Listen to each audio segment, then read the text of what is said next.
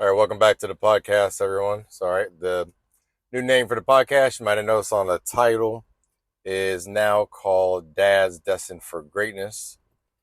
Um, Reason in the shift is I just been thinking long and hard about what am I truly passionate in life about. And yes, I am passionate about leadership and self mastery, personal development, things like that. However, the people that mean the most to me that I need to make sure have those traits developed in them are my kids. And when I think about just my own childhood, you know, that's what also made me want to start this podcast. I see how there's confusing guidance out there on being a dad. There's controversial stuff out there on being a dad. Some things work, some things don't. I tend to believe that there's a mixture of, these core values and principles that dads should be built on, as far as like the bedrocks of your fatherhood, that these things like you must do in order to, I guess, increase the odds of your kids becoming successful and them growing up to be productive people and business entrepreneurs, leaders, etc.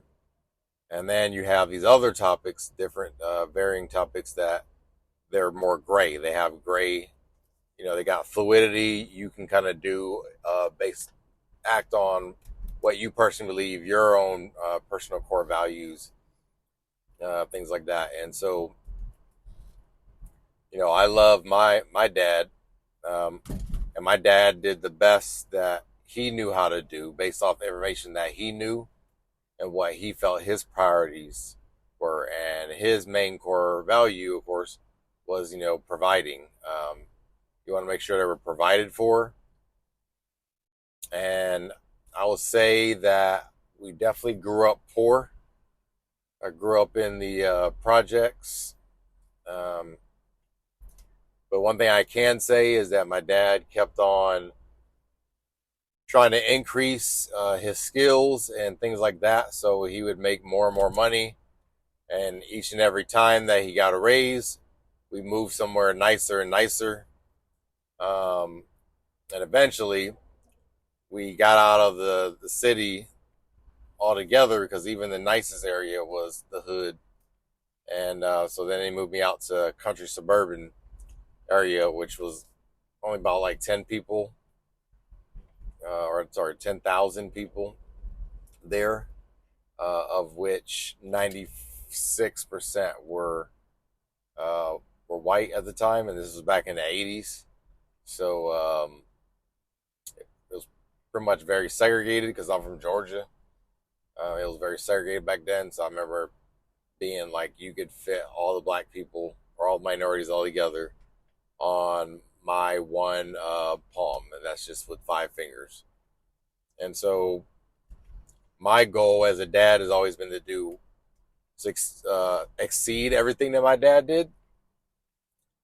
So much so, right, where my kids, they're gonna have to live up to almost the impossible to achieve what I'm achieving. That's the type of legacy and standard that I'm trying to set. It is a high bar standard, because they say each time, um, the son should exceed the dad's capacity, right? When they grow up. And I think, like there's these quotes out there, like I remember seeing one on Instagram that your dad is the one person that when you beat them in competition or you get better than them, they'll be happy and they'll be proud of you. And they'll encourage you to keep on doing it. And that's what being a dad is all about. I named it, this podcast, Dads Destined for Greatness, because I believe that all dads, we have a greatness inside of us. Some of us just don't know it's there because we haven't been taught. And my hope and desire is to bring it out of you. One of my one of the things that I love doing is I love helping people. It makes me really excessively happy, giddy. People see the smile and the passion come up when somebody tells me like, "Oh, thank you, for helping me like that." That makes me just want to give more of myself to them because I see that they're taking what we're discussing and they're acting on it, and that's what I want to see. I'm at this point in my life where, yeah, I can't help anybody that doesn't want to be helped, and I'm done trying to make people accept help and things like that. And I've had to do that in my job. I'm a active duty steering chief in the Coast Guard, and my last job and many jobs I've had where I've had 18 to 20 people looking over, and sometimes you got to make people do things you want by making their life difficult, taking away their time, micromanaging, things like that, things that I don't like having to do. And so for once, it's great to be in a place where in my current role in the military, I don't have anybody working for me. I'm responsible for myself. And so now anytime that I get to mentor people or lead people or coach people, it's because they signed up for it and it's something they want to do. It's a desire. And those are the only types of people that I'm trying to help. However, when it comes to the podcast, this is like a passive way for me an indirect way for me to help others that maybe don't want help or don't even think that they need help because they're maybe unaware of things going on, of why things keep going a certain way in their life and they're not sure why. Well, I'm hoping to shed some light on that. And of course, I'm growing myself just by talking to you guys. I guarantee you there's different things that I'm going to learn just by discussing and saying it out loud that remind me of other topics. And I also, of course, would love feedback in the future, things of that nature, to drive the topics that I'm going to talk about. But that's where my notion came from to change the direction and name of this podcast. One of the things I'm doing right now is I'm working on my associate accreditation for coaching. And one thing that I learned about coaching through the International Coaching Federation, and it's not the Instagram version of coaching, is that when you see coaching, you see people telling people what to do, giving them advice, etc. That's not coaching. That's more offering guidance, direction, mentoring. Mentoring is when you tell people to do things that work based off your experience and your things that you experienced that were mistakes. One of my best supervisors, we didn't get along at the time, but I now see how much I missed out by not listening to him, was saying that you have two choices. You either have a choice of learning from the mistakes of others, or unbeknownst to you, repeating those same mistakes and then experiencing the failures on your own. Why do the second one when you can do the first one? Learn from the mistakes of others, which will give you a pretty much clear, fast track direction on what not to do.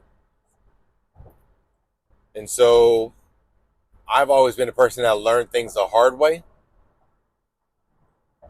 And so that's why, I learned that's part of like the mentoring piece. The coaching piece, coaching is when you have a belief that everyone has that greatness inside of them and they have problems that they're coming to you with, and you need to help the person, not the problem. Meaning if you help the problem, another problem is just going to fill that problem.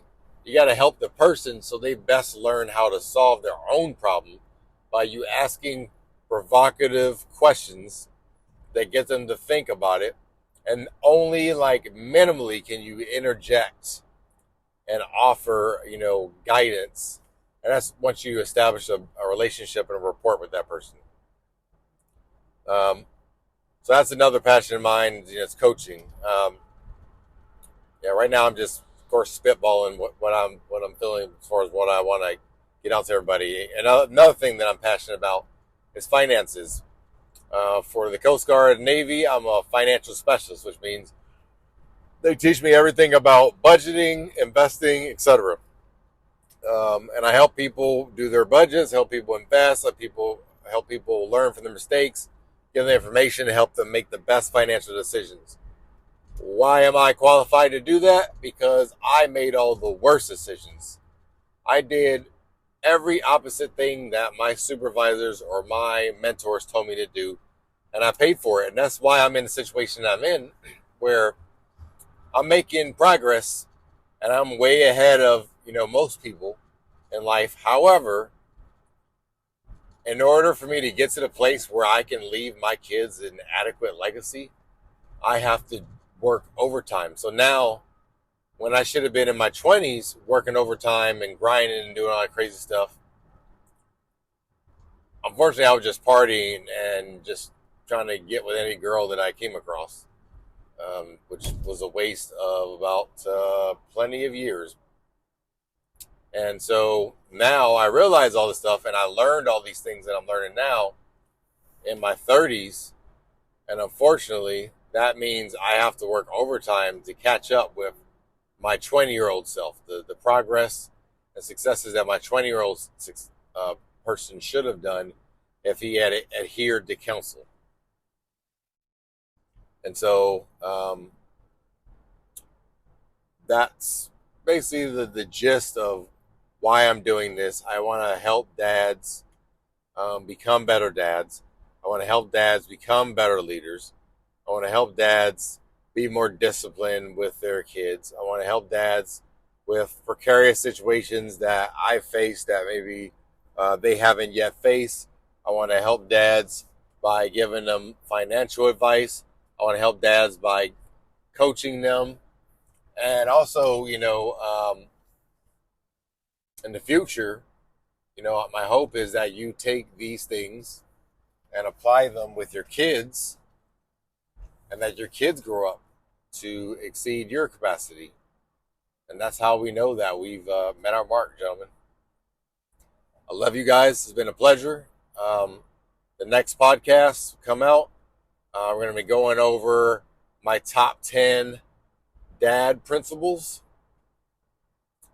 And the next podcast also will stipulate the core values of this podcast and of my organization.